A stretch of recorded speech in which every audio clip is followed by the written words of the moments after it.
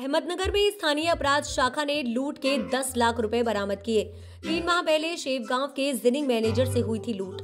खबर यह है कि दिनांक 28/12/2023 को वादी श्री विठल लक्ष्मण सोनवड़े उम्र 45 वर्षीय व्यवसाय निवासी शेव गांव ने बड़ौदा बैंक में चेक जमा कर तिरुपति कॉटन इंडस्ट्री में काम किया था।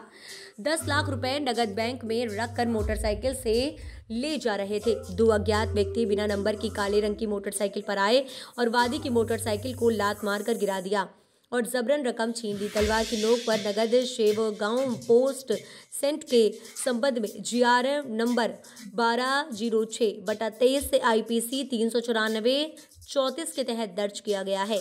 उक्त घटना के बाद राकेश ओला साहब पुलिस अधीक्षक अहमदनगर पोनी दिनेश अहिर को सटागुशा की एक टीम संयुक्त कर समानांतर रूप से अपराध की जांच कर अपराध का पर्दाफाश करने का आदेश दिया गया।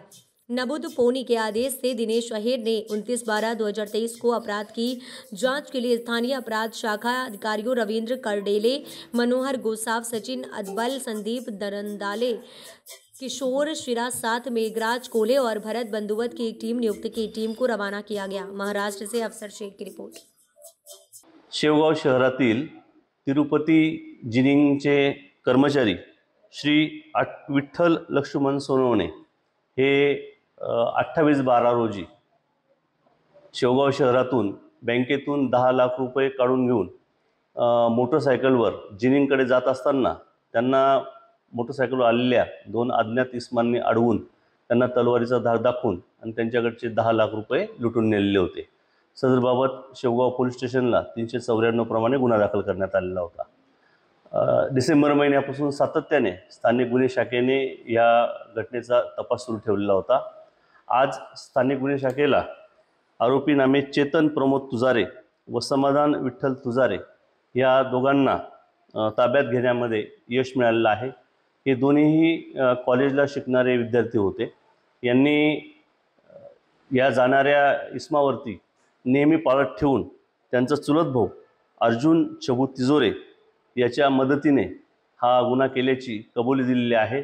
आरोपितांकडनं 10 लाख रुपये कॅश ही पूर्ण जप्त करण्यात आलेली आहे। पालकांनी या घटनेच्या अनुषंगाने आपल्या मुलांकडे ते काय करतात याकडे लक्ष देण्याची आवश्यकता आहे।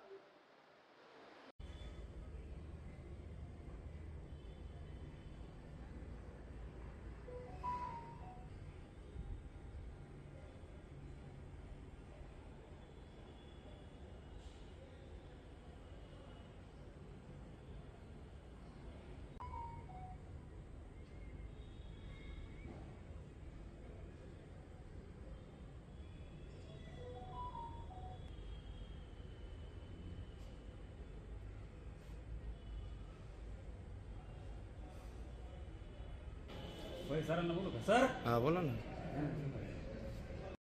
मैम। न्यूज़ 77 के लिए कुछ बोलना चाहेंगे? जी बिल्कुल बोलना चाहूँगी। न्यूज़ 77 बहुत अच्छा काम कर रहा है। हमारे पास बहुत सारी खबरें पहुँचाता है डेली वाली, जो हमें बहुत मुश्किल से पता लगती हैं। और थैंक यू मैं कहना चाहूँगी न्यूज़ 77 को, जो इतनी नॉर्मल छोटी छोटी खबरें भी हमारे पास लेकर आता है। मैं इसको ज़रूर देखती हूँ। आप लोग भी न्यूज़ 77 को फॉलो करिए, सब्सक्राइब करिए और ज़रूर देखिए। Thank you.